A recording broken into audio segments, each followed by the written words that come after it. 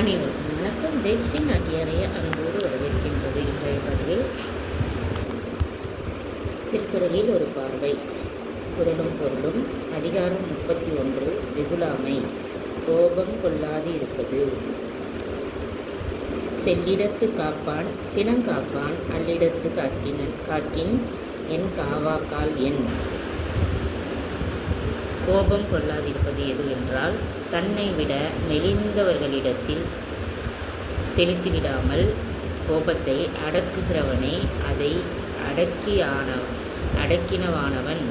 மற்ற இடத்தில் அடக்கினால் என்ன, அடக்காவிட்டால் என்ன? செல்லா இடத்து சினந்தீது செல்லிடத்தும் இல் அதனின் தீய பிற. எந்த இடத்திலும் கோபம் தனக்கே தீங்கு உண்டாக்கும். செலுத்தக்கூடாத இடத்தில் கோபத்தை செலுத்தினால் தனக்கு உடனே தீமை உண்டாகும். செலுத்தக்கூடிய இடத்தில் கோபத்தை செலுத்தினால் செலுத்திய இடத்துக்கும் உடனே தீங்கு உண்டாவதுடன் பின்னால் தனக்கும் பாவம் உண்டாக்கும். அதனால் அதை விட தீமை தருவது வேறில்லை. மறத்தல் வெகுளியை யார் மாட்டும் தீய பிறத்தல் அதனால் வரும். அதனால் யாரிடத்திலும் கோபம் கொள்ளக்கூடாது. ஏனெனில் தீங்கு செய்ய தூண்டுகின்ற மனத்தாபம் கோபத்தால் தான் உண்டாகிறது.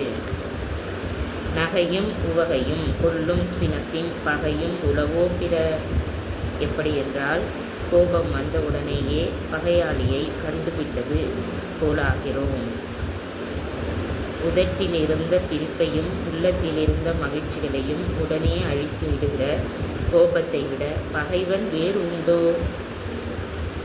தன்னைத்தான் காக்கின் சினங்காக்க காவாக்கால் தன்னையே கொள்ளும் சினம்.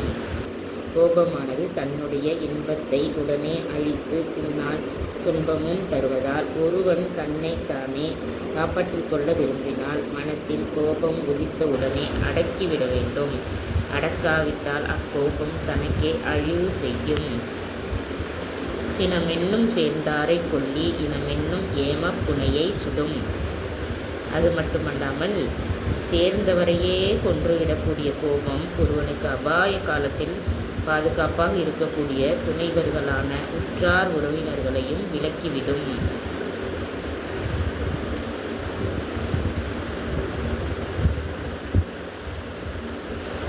சினத்தை பொருளென்று கொண்டவன் கேடு நிலத்தரைந்தான் கைப்பிழையாதற்று.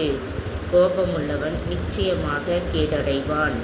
கோபத்தை ஒரு பொருளாக கொண்டு நடப்பவன் நிலத்தை ஓங்கி அறைந்தவனுடைய கை துன்பமடைவது எவ்வளவு நிச்சயமோ அவ்வளவு நிச்சயமாக துன்பமடைந்தே தீர்வான்.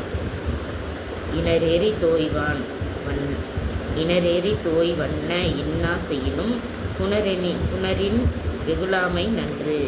அதனால் கொழுந்துவிட்டு எரிகிற நெருப்பை கொண்டு சுடுவது போன்ற துன்பம் செய்கிறவர்களிடத்திலும் கூட முடியுமானால் கோபம் கொள்ளாது இருப்பதே நல்லது. உள்ளியவெல்லாம் உடனெய்தும் உள்ளத்தால் உள்ளான் வெகுளி எனின். அப்படிப்பட்ட அபூர்வ குணம் அமைந்தால் மனத்தில் கோபத்துக்கு இடம் கொடுக்காதவனாயிருந்தால் அவன் விரும்பினதை பெற விரும்பினதை எல்லாம் உடனே விரும்பியபடி அடைவான். இறந்தார் அணையர் சினத்தை துறந்தார் துணை. ஆகையால் கோபத்தை விட்டவனே துறந்தவன். கோபமுள்ள துறவி தன்னுடைய நெறி கெட்டவன். கோபம் கொள்வதை விட்டொழித்தவன் துறவி இல்லாவிடினும் துறவிக்கு சமமானவன்.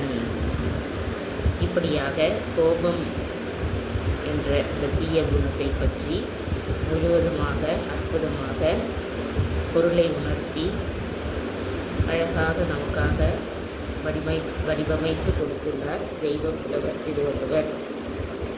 ஆகையால் தீய குணமாகிய கோபத்தை விட்டு நல்ல குணமாகிய பொறுமையை கடைபிடித்து மகிழ்ச்சியோடு வாழ நல்வாழ்த்துக்கள். அனைத்து குழந்தைகளும் திருக்குறளை முன்னுதாரணமாக வைத்துக்கொண்டு அதன்படி வழி நடந்து தெய்வீக குணங்களை கடைபிடித்து வாழ்வில் முன்னேற்ற நிலையை அடைவதற்கு நல்வாழ்த்துக்கள்.